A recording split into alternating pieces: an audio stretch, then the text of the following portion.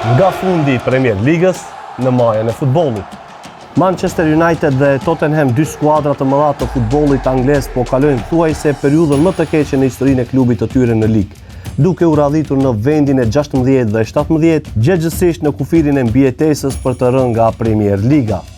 Mirë po për ironi të fatit, të njëjtat skuadra kanë arritur të tregojnë një anë tjetër të medaljes në arenën ndërkombëtare. Pikërisht Manchester United dhe Tottenham janë dy skuadra që në mbrëmjen e sotme do të zbresin në fushën e gjelbërt për të zhvilluar ndeshjen finale të Ligës së Evropës në stadiumin San Mames në qytetin Bilbao të Spanjës.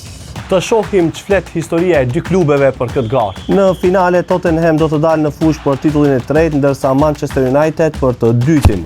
Tottenhami më parë fitoi titullin në vitet 1972 dhe 1984, ndërsa Manchester United në vitin 2017.